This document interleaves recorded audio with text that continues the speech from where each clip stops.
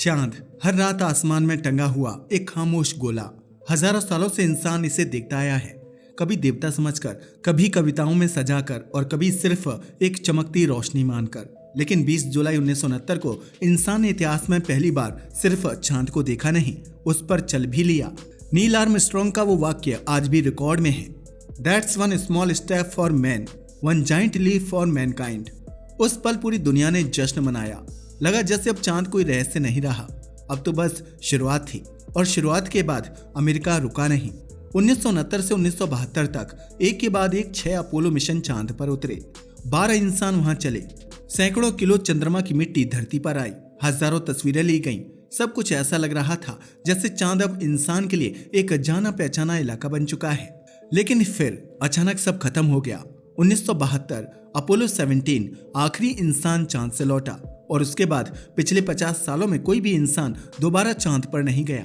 यहीं से पहला सवाल पैदा होता है, अगर 1969 में चांद पर जाना मुमकिन था तो 1972 के बाद यह नामुमकिन कैसे हो गया? क्या टेक्नोलॉजी पीछे चली गई या इंसान की हिम्मत कम हो गई, या फिर कुछ ऐसा हुआ जिसके बाद चांद इतना सीधा नहीं रहा? ध्यान देने वाली बात यह है कि चांद पर जाना अचानक बंद नहीं हुआ। नासा ने अपोलो 18, 19 और 20 पहले से प्लान किए हुए थे। रॉकेट बन चुके थे, अंतरिक्ष यात्री ट्रेनिंग में थे, मिशन की तारीखें तय थीं। फिर भी एक एक करके सारे मिशन कैंसिल कर दिए गए। नासा ने वजह बताई, बजट प्रॉब्लम। लेकिन यहीं पर कहानी अजीब हो जाती है, क्योंकि उसी दौर में अमेरिका ने वियतनाम युद्ध पर चांद से कहीं ज्यादा पैसा खर्च किया। तो सवाल उठता है, क्या वाकई पैसों की कमी थी, या प्राथमिकताएं बदली गईं, या फिर चांद ने वो नहीं दिया जो अमेरिका ढूंढ रहा था? अगर आप सिर्फ हेडलाइंस देखें तो अपोलो मिशन एकदम स्मूथ लगते हैं, लेकिन अगर आप मिशन ट्रांसक्रिप्ट्स, एस्ट्रोनॉट्स लॉग्स और कम्युनिकेशन रिकॉर्ड्स पढ़ें तो तस्वीर थोड़ी बदलती है। कुछ जगहों पर अंतरिक्ष यात्री ऐसी बातें कहते हैं जो आम जनता तक कभी ठीक से नहीं पहुंची, जैसे surface is very different from what we expected, something is reflecting light in a strange way. अब यहाँ एक जरूरी बात समझनी होगी, चांद पर एटमॉस्फेयर नहीं है, मतलब वहाँ हवा नहीं, बादल नहीं और न ही लाइट को फैलाने वाली कोई परत। इसलिए वहाँ रोशनी या तो बहुत तेज होती है या बिल्कुल काली। इस वजह से इंसानी आंख को वहाँ चीजें अलग दिखती हैं। लेकिन सवाल ये है, क्या सिर्फ यही वजह थी उन अजीब ऑब्जर्वेशंस की? अपोलो 10 मिशन के दौरान एक ऐसा इंसिडेंट हुआ जिसका जिक्र आज भी किया जाता है। जब स्पेसक्राफ्ट चांद के पीछे से गुजर रहा था तो रेडियो संपर्क कुछ समय के लिए टूट गया। इसी दौरान अंतरिक्ष यात्रियों ने एक अजीब सी आवाज सुनी। नासा ने बाद में कहा यह रेडियो इंटरफेरेंस था, यानी 2 अलग-अलग सिग्नल आपस में टकरा गए। साइंस इसे समझाती है, स्पेस में रेडियो वेव्स कभी-कभी एक अजीब साउंड पैटर्न बना लेती हैं, जिसे इंसान विस्लिंग या म्यूजिक जैसा सुन सकता है। लेकिन फिर भी ये सवाल आज भी जिंदा है, अगर ये सब इतना नॉर्मल था तो नासा ने इन बातों को इतने सालों तक ज्यादा हाईलाइट क्यों नहीं किया? 1970 के दशक में इंटरनेट नहीं था, लेकिन अफवाहें तब भी फैलती थीं। कुछ तस्वीरें जो ब्लरी थीं, कुछ शैडोज जो ठीक से समझ नहीं आए, और फिर ह्यूमन ब्रेन का एक कमाल का खेल। इसे कहते हैं पेरिडोलिया, यानी जब हमारा दिमाग रैंडम शेप्स में कोई जाना पहचाना चेहरा या स्ट्रक्चर ढूंढ लेता है, जैसे बादलों में हाथी दिख जाना या चट्टान में चेहरा नजर आ जाना। चांद की तस्वीरों के साथ यही हुआ। लोगों ने कहा ये स्ट्रक्चर है, ये बेस है, ये कुछ और है।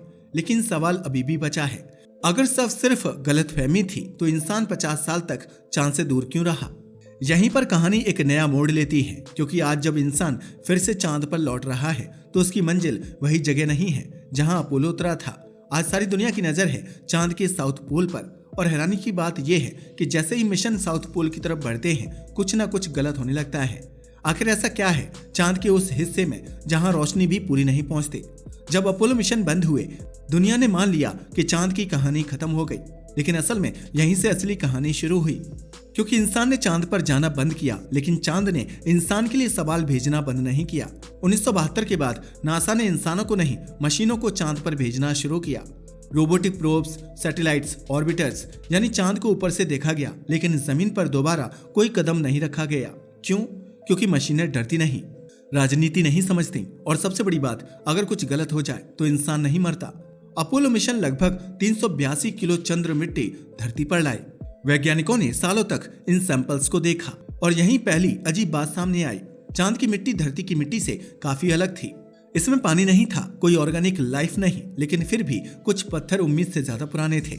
इतने पुराने कि उनकी उम्र पृथ्वी से भी ज्यादा निकली। अब यहाँ एक साइंटिफिक टर्म आता है, रेडियोमेट्रिक डेटिंग। सरल भाषा में ये तरीका बताता है कि कोई पत्थर कितना पुराना है उसमें मौजूद तत्वों के टूटने की रफ्तार देखकर, और यही टेस्ट चांद के पत्थरों पर किया गया। नतीजा, चांद बहुत बहुत पुराना है। इससे एलियन साबित नहीं होते, लेकिन इससे यह जरूर साबित होता है कि चांद उतना सिंपल नहीं जितना हम सोचते थे। 1969 में अपोलो 12 मिशन के दौरान एक एक्सपेरिमेंट किया गया। अंतरिक्ष यात्रियों ने चांद की सतह पर एक हैवी मॉड्यूल गिराया, फिर साइज्मिक इंस्ट्रूमेंट से वाइब्रेशंस मापी गईं और रिपोर्ट में लिखा गया, the moon rang like a bell. अब इसका मतलब ये नहीं कि चांद खाली है, इसका मतलब ये है कि चांद की अंदरूनी संरचना धरती से अलग है। धरती के अंदर मॉल्टन लावा है, इसलिए वाइब्रेशंस जल्दी रुक जाती हैं। चांद के अंदर सॉलिड स्ट्रक्चर ज्यादा है, इसलिए वाइब्रेशंस ज्यादा देर तक चलती हैं। लेकिन यही line rang like a bell conspiracy theories की खुराक बन गई। लोगों ने कहा चांद खोखला है, चांद आर्टिफिशियल है, किसी ने बनाया है। साइंस कहती है नहीं, लेकिन साइंस ये भी मानती है कि चांद की इंटरनल स्ट्रक्चर अब भी पूरी तरह समझी नहीं गई। यहाँ एक जरूरी बात समझ लें, नासा कोई कहानी सुनाने वाली संस्था नहीं है, वो एक साइंटिफिक एजेंसी है। और साइंस में सबसे खतरनाक चीज होती है अननोन, ना कि एलियन, बल्कि वो चीज जिसका जवाब किसी के पास नहीं। चांद पर बहुत सी ऐसी चीजें थीं जो मॉडल से मैच नहीं कर रही थी। सरफेस का बिहेवियर, डस्ट का चिपकना, टेम्परेचर का एक्सट्रीम होना, दिन में 127 डिग्री सेल्सियस और रात में -173 डिग्री सेल्सियस। इतना फर्क इंसानी शरीर के लिए सीधा खतरा है। अपोलो मिशन बहुत शॉर्ट थे, कोई भी लंबे समय तक वहां रुका ही नहीं। तो सवाल उठता है, क्या चांद वाकई ह्यूमन सेटलमेंट के लिए तैयार है? जवाब है नहीं। एक कड़वी सच्चाई है, अमेरिका चांद पर गया साइंस के लिए नहीं, वो गया था कोल्ड वॉर जीतने। सोवियत यूनियन को दिखाने के लिए हम सबसे आगे हैं। जब वो मकसद पूरा हो गया तो चांद राजनीति की लिस्ट से गायब हो गया। मून मिशंस बहुत महंगे थे, रिस्क बहुत ज्यादा था, रिटर्न बहुत कम। मार्स ज्यादा अट्रैक्टिव लगने लगा, स्पेस शटल ज्यादा प्रैक्टिकल लगा और इंसान चांद से दूर होता चला गया। लेकिन चांद खामोश नहीं रहा। 2008 में एक सैटेलाइट ने ऐसी जानकारी दी जिसने सब कुछ बदल दिया। चांद के साउथ पोल पर कुछ क्रेटर ऐसे थे जहां सूरज की रोशनी कभी नहीं पहुंचती। इन्हें कहा जाता है परमानेंटली शैडोड रीजन्स। यहाँ तापमान -200 डिग्री सेल्सियस से भी नीचे रहता है। और ऐसी ठंड में एक चीज बच सकती है, वाटर आइस, पानी। यानी चांद सिर्फ पत्थर नहीं, भविष्य की उम्मीद भी हो सकता है। यहीं से दुनिया की नजर साउथ पोल पर टिक गई। साउथ पोल पर उतरना ऐसा है जैसे अंधेरे में पहाड़ के किनारे हेलीकॉप्टर उतारना। जमीन अनइवन है, रोशनी कम है, कम्युनिकेशन मुश्किल है, ग्रेविटी अलग है, इसलिए यहाँ फेलियर ज्यादा हुए। चंद्रयान 2, लूना 25, लेकिन हर फेलियर के साथ डेटा मिला, गलतियां समझ आईं और फिर आया चंद्रयान 3 जिसने दिखा दिया साउथ पोल नामुमकिन नहीं, बस बेहद मुश्किल है। तो क्या साउथ पोल पर कुछ छुपा है? ईमानदार जवाब हमें नहीं पता, लेकिन जो पता है वो ये, साउथ पोल एलियंस की वजह से नहीं, रिसोर्सेज की वजह से इंपॉर्टेंट है।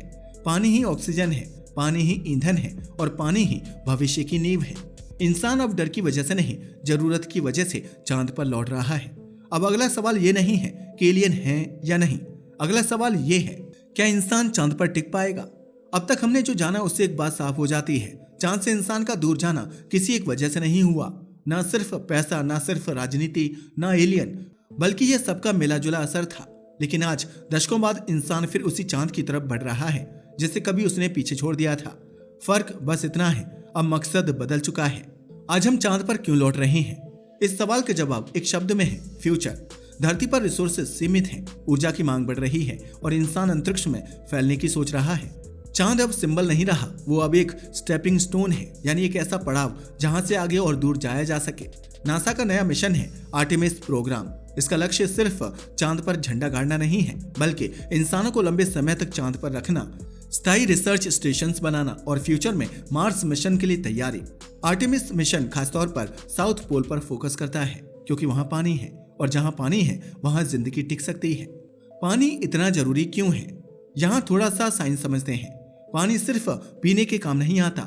पानी को इलेक्ट्रोलिसिस नाम की प्रक्रिया से ऑक्सीजन और हाइड्रोजन में तोड़ा जा सकता है। ऑक्सीजन इक्वल टू सांस लेने के लिए, hydrogen equal to rocket fuel. मतलब अगर चांद पर पानी है तो इंसान धरती से सब कुछ ढोने के बजाय वहीं फ्यूल बना सकता है। यही वजह है कि साउथ पोल आज का सबसे कीमती इलाका बन चुका है। क्या नासा अब भी कुछ छुपा रहा है? यह सवाल आज भी पूछा जाता है। सच ये है, नासा बहुत कुछ छुपाता नहीं, लेकिन बहुत कुछ धीरे बताता है। साइंस में हर डेटा तुरंत पब्लिक नहीं किया जाता, पहले वेरीफाई होता है, क्रॉस चेक होता है और फिर रिलीज किया जाता है। यह सीक्रेसी एलियन की नहीं, गलती से बचने की होती है। तो एलियन थ्योरी का आखिरी सच क्या है? अब ईमानदारी से बात करते हैं। आज तक कोई भी पुख्ता सबूत नहीं है कि चांद पर एलियन है, न नासा के पास, न किसी और स्पेस एजेंसी के पास। लेकिन इसका यह मतलब नहीं कि ब्रह्मांड में हम अकेले हैं। मतलब बस इतना है कि चांद पर उनके होने का कोई प्रमाण नहीं मिला अभी तक। तो फिर रहस्य क्यों जिंदा है? क्योंकि इंसान खाली जगहों से डरता है और चांद बहुत बड़ी खामोशी है।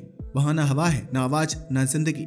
और ऐसी जगहें हमारे दिमाग को कहानियां बनाने पर मजबूर करती हैं। तो फिर असली रहस्य क्या है? असली रहस्य एलियन नहीं है। असली रहस्य ये है कि इंसान अब तक कितना कम जान पाया है। चांद आज भी पूरी तरह समझा नहीं गया। उसकी मिट्टी, उसकी अंदरूनी संरचना, उसका भविष्य, हम बस उसकी सतह को छू पाए हैं।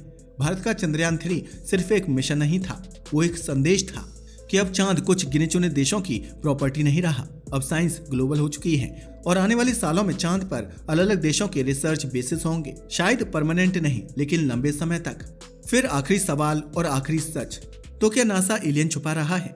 सच ये है, नासा के पास छुपाने के लिए एलियन नहीं है, लेकिन चांद पर ऐसे सवाल जरूर हैं जिनके जवाब अभी इंसान के पास नहीं।